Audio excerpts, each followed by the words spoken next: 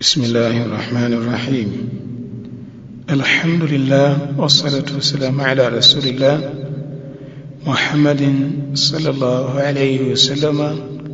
أما بعد, tukiwa tupo katika hadithi yetu ya tatu aliyesimulia Imam al-Bukhari rahimahullah. Qala hadathana Yahya ibn Bukair qala hadathana al-Layth عن عقيل عن ابن شهاب عن عروة بن الزبير عن عائشة أم المؤمنين.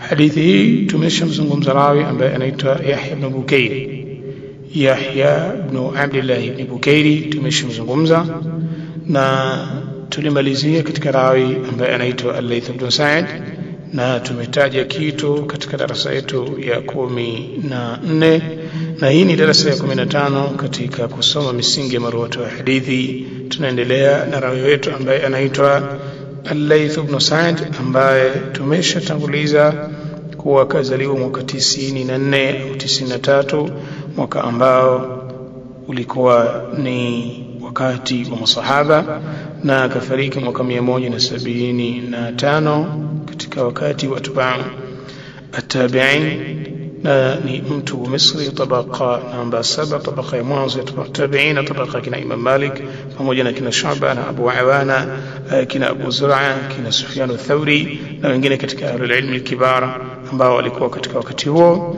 Ni thiqa thabtun faqihun imamun mashhur, na tumetaja kauli na kile alichokisimulia Imam Adhabi akimzungumza Al-Layth ibn Sa'd. Kwa hiyo sisi tutaendelea kama tulivyosema na kusoma kauli za ahlul ilmi ambazo wao wamemzungumza huyu Al-Layth ibn Sa'd. Taban kauli za ahlul ilmi ni nyingi, na Al-Layth ibn Sa'd katajwa katika vitabu tofauti tofauti ya ahlul ilmi ambavyo ni vya tarajim, vya tarikh, katika fani au mada za tabaqat, katika yani masail ya jarh na ta'dil, na katika masail ya ilal. Kwa hiyo ni alim ambaye kuna kauli mbalimbali za ahlul ilmi wanamzungumza yeye. Kwa hiyo kwanza tunamzungumza Yahya ibn Ma'in. Yahya ibn Ma'in yeye alikuwa tabaka namba 10, tabaka ya mwanzo ya wanafunzi wa tabi'in, na daraja yake katika upande wa uelewa wa fani ya hadithi alikuwa ni alim anayefahamu zaidi marwat, na ni katika watu ambao wameulizwa masala mengi ambayo yanahusu marwati wa hadithi, na wakatoa fatwa kwa fulani ni thiqa au sio thiqa, na ni mtu ambaye alikuwa na maarifa makubwa sana katika upande huo. Yahya ibn Ma'in aliulizwa, qala ad-Darimi سألت يحيى لمولز يحيى عن أصحاب الزهري، anielezee kuhusiana na wanafunzi wa Muhammad ibn Shihab az-Zuhri. Qultu, nikasema, fa Ibrahim ibn Sa'd ahabu ilayka au Layth, nani katika hawa Ibrahim ibn Sa'd apendeza zaidi kwako kuliko Layth? Yani Ibrahim ibn Sa'd ahabu ilayka au Layth? hawa Ibrahim ibn Sa'd na Layth ibn Sa'd, nani ambaye wewe unamuona yuko vizuri zaidi kwako? Bila shaka alimuuliza, akamtajia wanafunzi tofauti tofauti wa Muhammad ibn Shihab az-Zuhri. Kwa hiyo akiwemo katika hao Ibrahim ibn Sa'd na akiwemo Al-Layth ibn Sa'd. Faqala, akasema Yahya ibn Ma'in, kilahuma thiqatan, wote hawa wawili ni mathiqa. Kilahuma thiqatani, wote hawa wawili ni mathiqa. Ina maana kwa sababu ni mathiqa, basi bila shaka hakuna tatizo. وقال كسم إسحاق بن منصور وأبو بكر بن أبي خيثمة عن يحيى بن معين وأبو عبد الرحمن النسائي.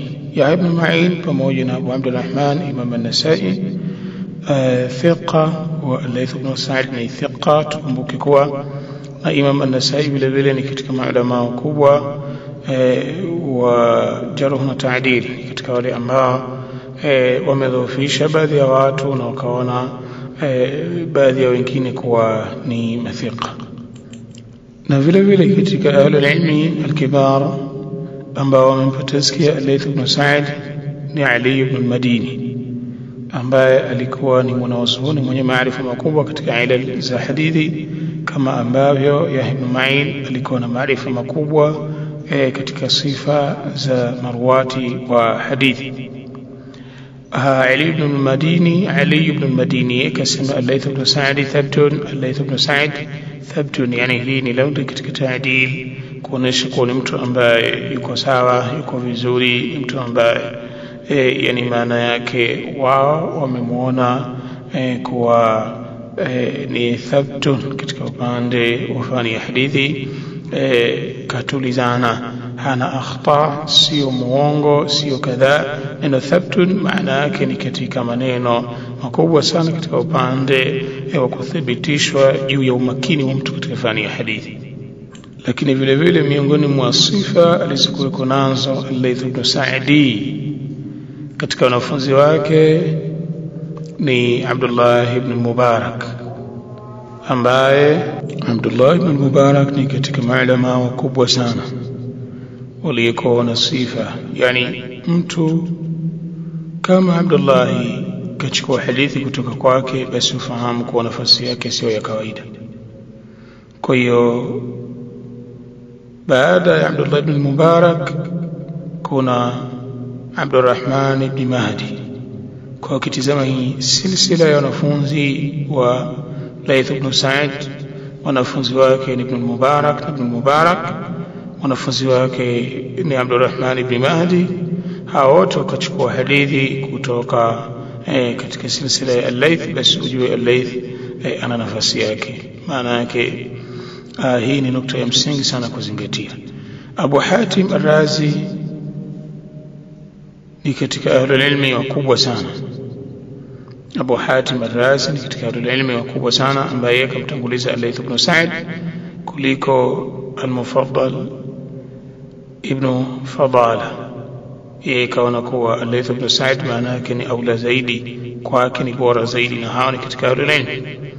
Abu Zur'a al-Razi aliulizwa na Ibn Abi Hatim, anasema Ibn Abi Hatim, sa'altu Aba Zur'ata anhu, nilimuuliza Abu Zur'a anipe habari yake. Faqala, kasema saduq. Baadhi ya wakati hutumika, lakini haina maana ile ambayo sisi tunaikariri kwamba labda inapotokezea ikhtilafu za ahlul ilmi juu ya mtu kuwa je hifadhi yake ikoje na hivi na hivi. Hapana, baadhi ya wakati hutumika saduq bi maana ya as-sidq, yani maana yake ni mtu ambaye kwamba, yani maana yake sio muongo. Saduq bi maana ni mkweli, sio muongo. Tumeelewana vizuri kama hapa ilivyotumika. Wallahu a'lam. Anasema qultu yahtaju bihadithihi, je hadithi zake ni hujja sisi tuandike, tutumie hadithi zake tuzitaje? Qala, akasema ay la amli, yani maana yake ndio. Hapa kuna kipengele ambacho sisi tukieleza hivi vizuri. Toka wakati wa ahlul ilmi min as-salaf huuliza watu juu ya wengine fulani, vipi hadithi zake, tusikilize, tusome kwake, twende kwake, na mambo mbalimbali ambayo huuliza matulabul ilm, kuuliza wale waliowazidi au mashekh kwa mashekhe, huulizana juu ya baadhi ya watu ambao ni walimu, ni mashekhe au wanasifikana katika baadhi ya fani za kielimu, na wao hujibu, lakini majibu yao ilikuwa ni majibu ya uadilifu. Na miongoni mwa adilla kwa walikuwa ni waadilifu ni kwa wao walikuwa wana ilmu na maarifa juu ya misingi ya kumfanyia mtu jarhu na kumfanyia mtu taadil, juu ya kusema fulani soma kwake na kusema usisome kwake.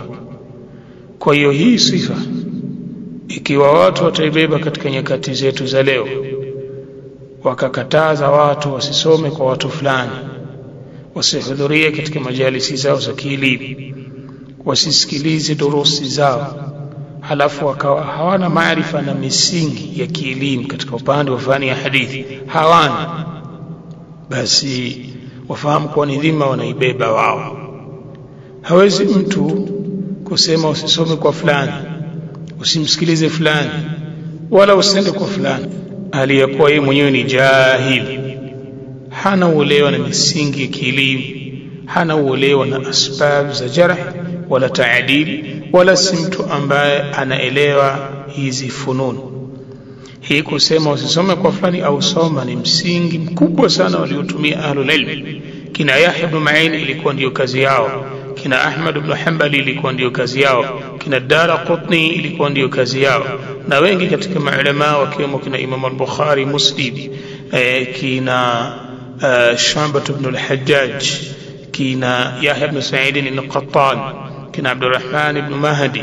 Hawa ndio ilikuwa kazi yao wanapoulizwa, lakini walikuwa hawajibu kibubusa, walikuwa wakijibu kwa kuwa wao wanaelewa misingi ya kielimu, kwamba usisome kwa fulani kwa sababu kadha wa kadha wa kadha. Bali Yahya ibn Ma'in kuna baadhi ya wakati alikuwa anaulizwa kuhusiana na watu na alikuwa anajibu kwa mimi huyu mtu simfahamu, hata kama mtu ni mashuhuri, hata kama mtu ni mashuhuri. Baadhi ya wakati wao walikuwa wanasema usisome kwa fulani au mimi sichukui hadithi kwa fulani, kisha anakuja mwanazuoni mwingine ambaye na yeye yupo katika wakati wake, ni alim vile vile, anasema fulani kakosea, soma kwa fulani na sikiliza kwa fulani. Kwa hiyo hii ni amana. Kauli ya mtu ima ikiwa kazungumza kwa matamanio ya nafsi yake, basi afahamu kuwa ameshawazuia watu kuchukua elimu, ameshawazuia watu kuisoma dini ya Allah tabaraka wa taala kwa matamanio ya nafsi yake. Katika jambo kubwa lililoekwa kwenye misingi ya mtu kuulizwa nikasome kwa fulani nenda au usende, basi maana yake ni al-insaf, lakini vile vile al-waru', lakini vile vile at-taqwa, lakini vile vile al-ilmu, lakini vile vile maarifa ya kutambua misingi ya jarh na misingi ya taadil. Kwa hiyo haya mambo si mepesi kama vile watu wanavyodhania sasa. Kila mtu ana uwezo wa kusema soma kwa fulani na usende kwa fulani. Hata watu hawana maarifa, hata watu sio waelewa, hawajakaa hata wakasoma misingi wakaelewa, lakini tayari wameshakuwa ni maulama wa jarh na taadil. Hili jambo ni jambo ambalo ni dhima, lazima watu waelewe hivi. Hii ni dhima. Na mfano wa ahlul ilmi walioulizwa kuhusiana na Marwat akiwemo al-Layth ibn Sa'd, Imam Ahmad aliulizwa, qala Ahmad ibn Sa'd ibn Ibrahim az-Zuhri, asema sami'tu Ahmad ibn Hanbali yus'alu 'an al-Layth ibn Sa'd. Imam Ahmad aliulizwa kuhusiana na al-Layth ibn Sa'd, unasemaje kuhusiana na huyu, kwa sababu hawa ni walimu wao. فقال كسمة ثقة ثبت ثقة، لكن vile vile yuko makini. Ni katika ilmi ambao wanasimulia masimulizi yao kwa makini sana. Kwa hiyo barakallahu fikum, huu ni mfano wa masala ambayo hawa ahlul ilmi huulizwa juu ya Marwat, lakini wao hujibu na huelezea kwa insaf, huelezea kwa sababu wana akhlaq za kuelezea, wala si kila mtu anaweza kuzungumza haya. Lakini vile vile ad-Daraqutni katika ahlul ilmi al-kibar wa ilmu za'il ad-Daraqutni kapokea kauli kutoka kwa Yahya ibn Abdullah ibn Bukayr ambaye tulimsoma alipokuwa akieleza أثبت الرواة عن هشام بن عروة. تشسوما كوسيانا يحيى بن عبد الله بن بكير ni nani, na neno athbat arwat tumeshalisoma katika durusi zetu zilizopita. Neno athbat fulan kutoka kwa fulan. Athbat arwat ni fulan kutoka kwa fulan, tumeshalisoma. Kwa hiyo na Hisham ibn Urwa tumeshamsoma katika hadithi iliyopita, marwatu hadithi iliyopita. Aliulizwa au alikuwa akielezea Yahya ibn Abdullah ibn Bukairi kuhusiana na marwatu ambao ni athbat, wanaelewa zaidi, wako makini zaidi katika masimulizi yao wakisimulia hadithi za Hisham ibn Urwa. Faqala, kasema Athawri tabaka namba 7 vile vile, naye kasema Malik na vile vile Malik, lakini vile vile Yahya al-Qattan na Abdullah Numayn wal-Layth ibn Sa'd. Yani akatajwa katika watu ambao wao ni athbat, watu ambao wanasimulia masimulizi makubwa, wanasimulia masimulizi ambayo yana umakini ndani yake, wanasimulia masimulizi bila ya kuongeza wala kupunguza, wanasimulia bila ya kusema uongo. Na ndio maana kwa athbat ni watu ambao wanajua zaidi hadithi za Hisham ibn Urwa, ambaye Hisham anapokea kwa babake na babake anapokea kutoka kwa Aisha radhiallahu anha, kama ambavyo sisi tumesoma. Kwa hiyo Al-Layth ibn Sa'd hapa tutajua kuwa kashirikiana na Imam Sufyan al-Thawri na Imam Malik pamoja na Yahya ibn Sa'id al-Qattan na Abdullah ibn Umayr kuchukua hadithi kutoka kwa Hisham ibn Urwa. Na hii inatujuza nukta nyingine katika nukta zile za kuelewa marwatu wa hadithi ya kushirikiana hawa ahlul ilm al-kibar kuchukua ilmu kwa mtu. Hii vile vile inaonesha hadhi ya Hisham ibn Urwa, nafasi aliyokuwa nayo katika upande wa fani ya hadithi, kama Athawri, kama Malik, kama Yahya ibn Sa'id al-Qattan, kama Abdullah ibn Umayr, kama Layth ibn Sa'd wamechukua ilmu kutoka kwake. Basi Hisham ana nafasi kubwa sana, bali ahlul ilm al-kibar wamezungumza kwa Maliki hajapokea kwa mtu isipokuwa ni thiqa, ila watu wawili tu hayumo katika hawa Hisham ibn Urwa. Kwa hiyo kwa sababu tu Malik anapokea kutoka kwa Hisham, basi maana yake Hisham vile vile ni katika mathiqa. Taban katika kusoma hawa marwat kuna mambo mengi sana, mengi ambayo sisi tunajifunza katika yani katika kusoma sisi hawa marwat. Kwa sababu ukitazama Malik katika mji wa Madina, Athawri Kufa, Yahya ibn Sa'id al-Qattan Basra, ukitazama Layth ibn Sa'd Misri, na Abdullah ibn Umayr, kila mtu hawa ana mji wake, lakini wote wamepokea kutoka kwa Hisham ibn Urwa ambaye ni katika watu wa Madina. Taban ukitazama utakuta kuwa ni mkusanyiko wa hawa ahlul ilmi kutoka katika miji yao kwenda kusoma elimu. Kwa hiyo sasa hapa ukitazama utakuta kuna mengi, yani hizi ibara unazoziona chache katika mambo ya tarajim, basi zina ishara katika mambo mengi. Hata Hisham ibn Urwa katika marwatu wa Layth ibn Sa'd vile vile, yani Imam Adhabi fi Sirri A'lam Nubala alipokuwa akitaja mashekhe wa Layth kamtaja Hisham ibn Urwa. Ina maana kama utatazama silsila Muhammad ibn Shabi Zuhri yuko, Hisham ibn Urwa yuko, fulani yuko.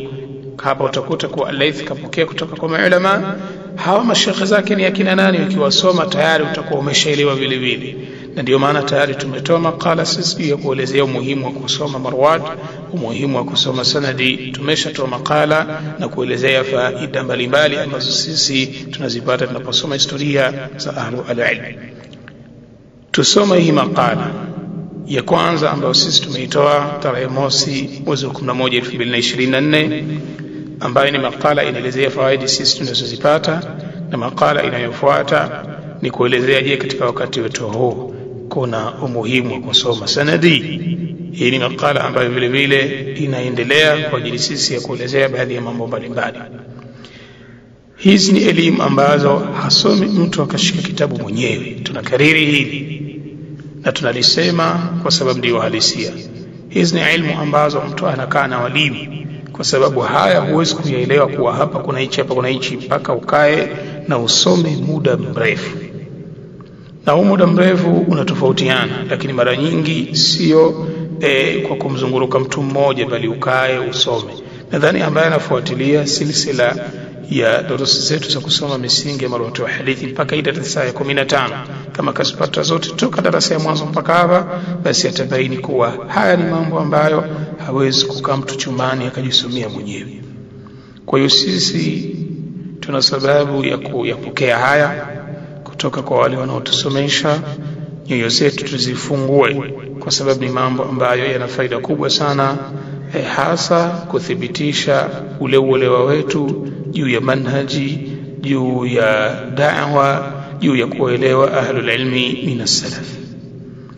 Barakallahu fikum. Lakini Imam Ibn Hibban rahimahullah kamtaja al-Layth ibn Sa'di akiwa katika tabi'in katika kitabu chake cha Thiqat, وقال كما كان من سادات أهل زمانه فقها alikuwa ni katika mabwana wakati wake katika upande wa fiqh. Akisema zamani maana yake wanakusudiwa ahlul ilm waliokuwa wakati wa Layth ibn Sa'di kama Imam Malik, Sufyan al-Thawri, al-Auza'i na wengine katika ahlul ilm. Kwa yeye alikuwa ni katika watu wenye level kubwa ya juu katika upande wa fiqh, wa wara'an na kujiepusha na maasi, wa ilman na elimu, fadlan wa sakha na ubora. Lakini vile vile alikuwa ni katika watu makarim sana Al-Layth ibn Sa'd. Kwa hiyo bado ahlul ilm wanatuelezea juu ya huyu mtu alivyokuwa.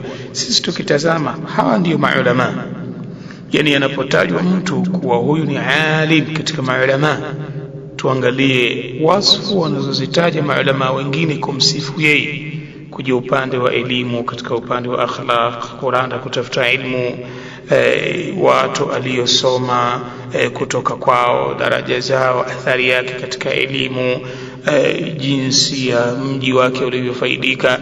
Maulama wana wasfu zao tofauti tofauti, wengine wana wasfu nyingi, wengine ana wasfu moja tu, kaandika tu kitabu, watu wakakipata kitabu kina ilmu ambayo anaonesha kwa ilmu hii huyu alikuwa ni katika maulama, wala watu hawajui kazaliwa wakati gani wala habari zake, lakini wanajua tu huyu kwa hichi ambacho kwamba kakielezea, basi huyu ni mtu wa mji fulani, ni katika maulama. Lakini kuna wengine habari zao ziko kwa tafasili, zimeelezewa kiupana kama huyu Al-Layth ibn Sa'd.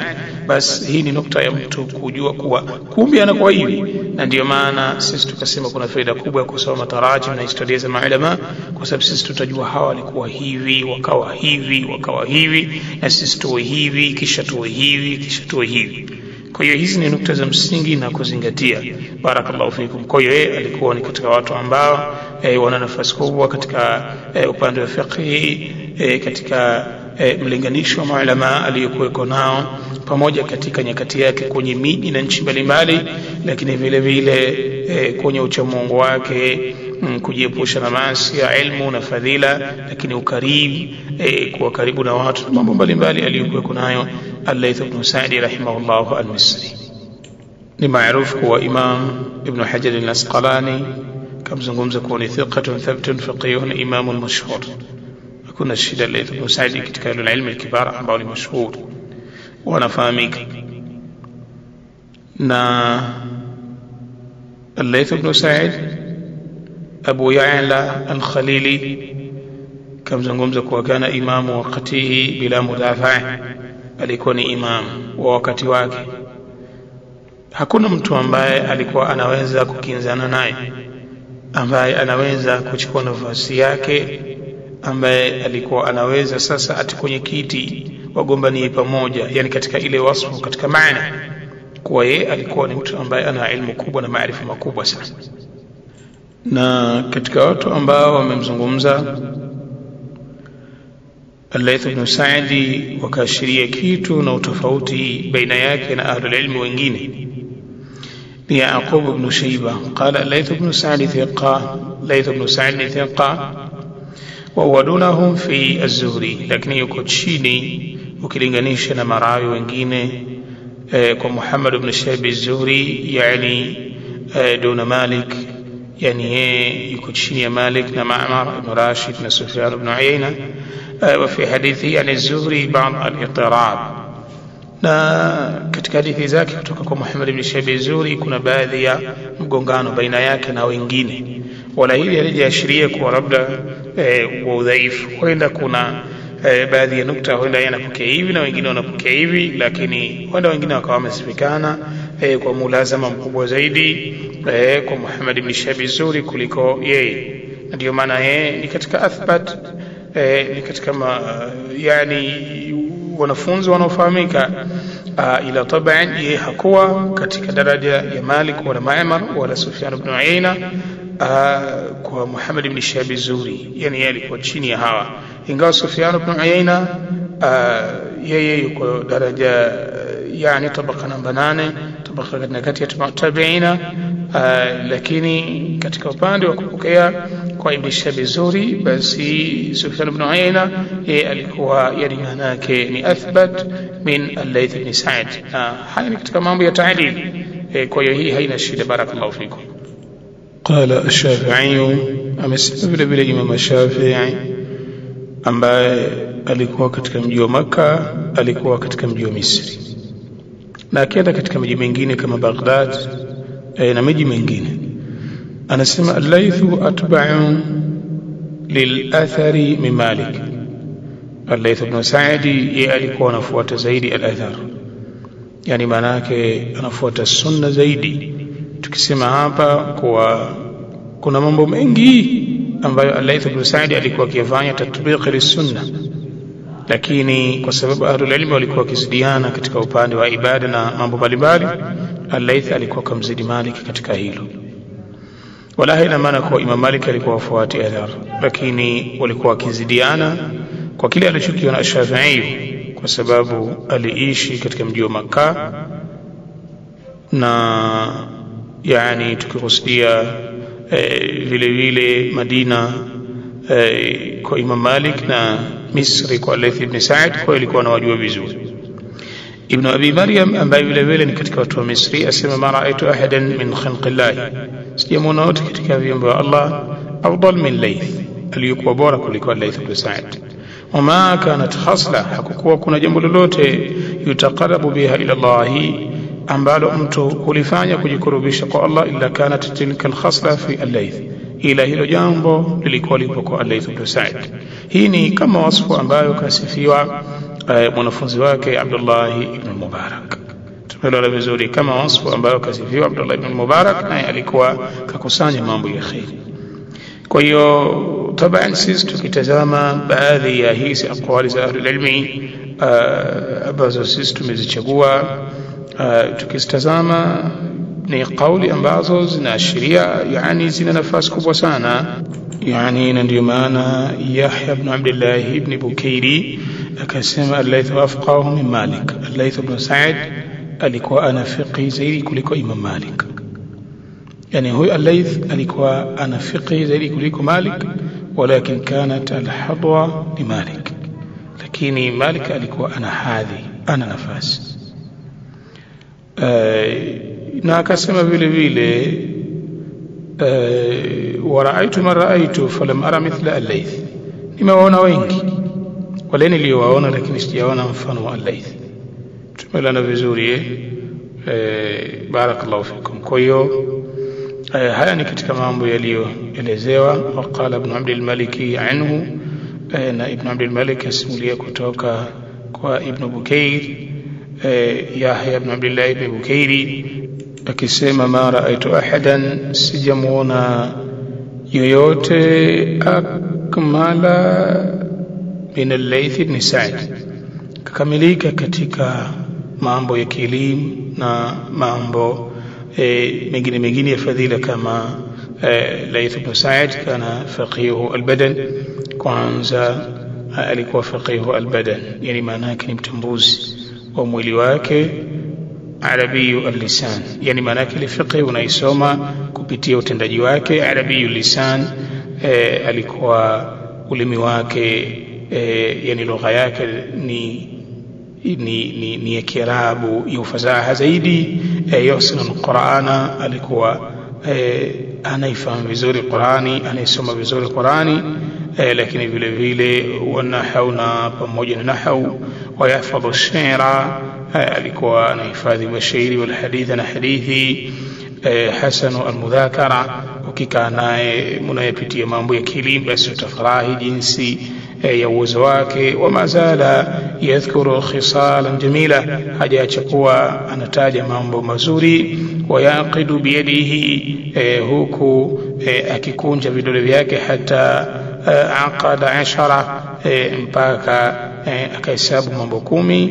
Lam ara mithlahu, akasema kwamba mimi sijaona mfano wa Al-Layth ibn Sa'd. Barakallahu fikum. Kwa hiyo sisi tutamalizia na kauli ya huyu mtu wa Misri vile vile, ambaye ni rawi tuliyomsoma kabla ya Al-Layth ibn Sa'd, naye anamalizia kuelezea wasfu ya shekhi wake, mwalimu wake Al-Layth ibn Sa'd.